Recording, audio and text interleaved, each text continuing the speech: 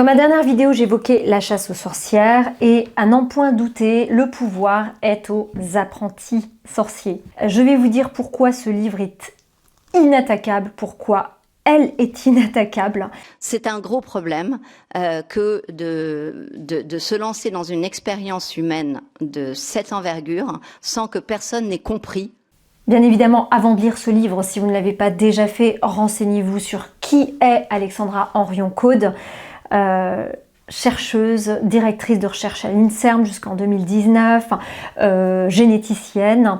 Eh bien, si vous faites une recherche sur Alexandra Henrion-Caude sur Google, alors là, vous ne serez pas déçus. Alexandra Henrion-Caude est encore critiquée malgré la publication de ce livre. Malgré, je vous dirai pourquoi, malgré la publication de ce livre. Ça rejoint la précédente vidéo où je me posais la question de qui peut encore croire ce qui est indiqué dans la presse mainstream. Sur votre moteur de recherche, vous tombez sur un article de 20 minutes intitulé « Alexandra Henrion-Caude de l'INSERM au banc des covidosceptiques ». Le covidosophisme du covidosceptique. Donc déjà, là, le titre annonce la couleur. Alors, avec des titres comme ça, on s'attend à plein de critiques de ce qu'indique notre chercheuse préférée. Ben non, rien du tout, sauf la seule chose factuelle dans cet article qui critique le contenu de ce livre, c'est qu'elle évoque la possibilité, alors attendez, je vais vous citer, la possibilité que l'ARN vienne modifier l'ADN, scénario écarté par les scientifiques.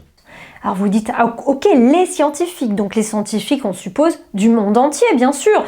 Cliquez sur ce lien et là vous tombez sur un article gouv.fr, le site de l'INRAE.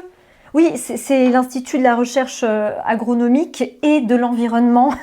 Donc voilà, avec des gros spécialistes, tous sauf virologues et généticiens, évidemment, sur l'INRAE. Et puis donc voilà, alors les scientifiques, donc déjà quand on vous affirme ça, c'est qu'on vous ment. Mais en fait, quel est le consensus? En tout cas, il ne peut pas être scientifique. S'il y a consensus scientifique, c'est de l'obscurantisme, car le consensus chez nous est preuve d'un refus de progrès et de nouvelles découvertes. Donc il est catastrophique et donc je vous demande d'être des grands militants contre le consensus scientifique qui voudrait que finalement la science s'immobilise. Alors tout à l'heure, j'ai dit qu'elle continue d'être critiquée malgré ce livre. Pourquoi malgré? Déjà parce que ce livre est exceptionnellement bien écrit. Il est absolument incroyable, il est passionnant et tout est sourcé. Mais attention, pas les sources comme Wikipédia où on va vous faire un renvoi sur un article du Point, de l'Express ou même d'un journal local. Je m'appuie sur cette étude de Lancet qui montre qu'effectivement les défenses immunitaires en fait deviennent négatives, c'est-à-dire qu'elles passent finalement, non seulement elles reviennent à zéro, donc on pourrait se dire bon ça va, on n'est pas protégé, mais en fait elles passent au niveau négatif. Et il se garde bien dans le Lancet de commenter le fait que ça passe en dessous de zéro. Et donc il faut un article dans Virology qui dit mais c'est très préoccupant parce que nous passons donc dans une altération de nos défenses immunitaires qui évidemment présuppose une plus grande vulnérabilité aux infections. Deuxième point qui me fait dire que ce livre est inattaquable, c'est la clarté des propos. Elle a dû passer un temps fou à l'écrire, c'est un sacré boulot et je pense que c'est pour ça qu'elle ne le sort que maintenant, parce que ses prises de parole, personnellement, m'ont beaucoup aidée pendant toute la période qu'on vient de traverser. Et là où elle est également inattaquable, c'est qu'il n'y a pas une seule affirmation dans ce livre qui diverge de ce qu'elle n'a jamais cessé de dire. Ensuite, autre élément qui me fait dire que ce livre est inattaquable, c'est que au-delà de l'exposé des faits sourcés et scientifiques qui sont exposés là-dedans, elle ne tire aucune conséquence logique, j'ai envie de dire, personnelle.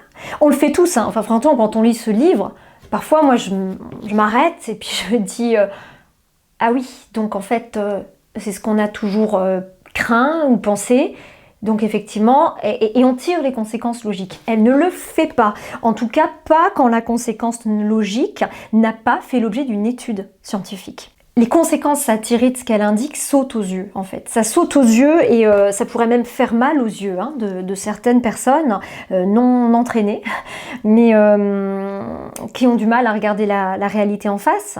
J'avais envie d'intituler cette vidéo « Et pourtant, elle tourne ». Parce que ce livre va être traduit dans plusieurs langues. C'est un best-seller déjà en France. Alexandra Henriot-Caude est invitée dans plein de lieux à l'international. Et elle fait l'objet d'une chasse aux sorcières en France. Et pourtant, elle tourne.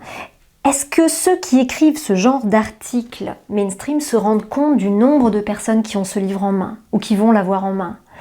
Je peux vous dire qu'il tourne aussi, ce livre. Moi, je l'ai prêté déjà à plein de monde. Et aujourd'hui, avec le recul, on s'accorde quand même à reconnaître le courage, l'intelligence, voire le génie de Galilée. Et à l'inverse, les inquisiteurs, c'est un petit peu, ils ont été un peu ridicules, non? Ils voulaient absolument maintenir leur théorie. Mais ils s'accrochent, elle fait l'objet donc de censure, d'attaques, de calomnies, de pression. C'est une violence qui s'exerce sur moi, sur ma famille et sur toute personne me relayant. Quelqu'un qui a voulu émettre un avis positif à la FNAC, qui était un avis relativement posé en disant que c'était un très bon livre, s'est vu refuser son avis comme étant sortant de la politique de la FNAC. C'est une opposition que je ne suis pas seule à vivre parce que elle s'est déplacée aussi sur mon éditeur, que je remercie beaucoup. C'est une pression qui a été exercée sur mes distributeurs.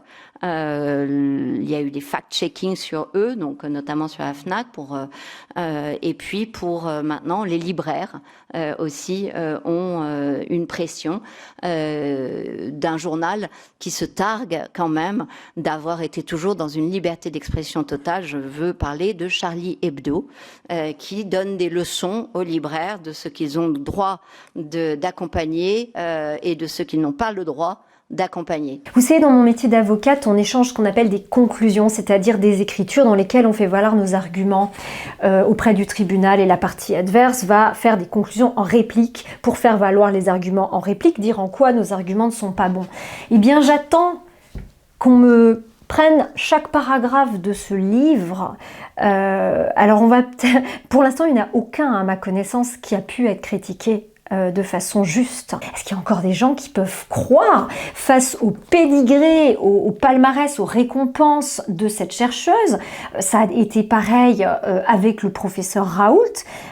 Moi, je dis juste qu'en France, on a eu beaucoup de chance d'avoir des éclairages grâce à ce genre de personnes. Peut-être que dans d'autres pays dans le monde, c'est pareil. Chaque pays a peut-être eu son Alexandra Henriot-Caude, son professeur Vélo, son Didier Raoult. Je sais pas. En tout cas, pour moi, ils m'ont énormément aidé. Tous les droits d'auteur, je les reverse avec grande fierté à des héros qui ont fait un choix que beaucoup de gens ont eu du mal à comprendre, c'est-à-dire qu'ils ont accepté l'horrible traitement de perdre leur travail, de perdre leurs patients, parce que souvent ils étaient des soignants, de perdre l'argent, donc de la possibilité de nourrir leurs enfants, de payer des loyers, de se nourrir eux-mêmes. Et nous avons été dans cette situation dramatique où nous sommes toujours. C'est une honte pour la France, c'est une honte pour l'Europe, c'est une honte pour le monde entier.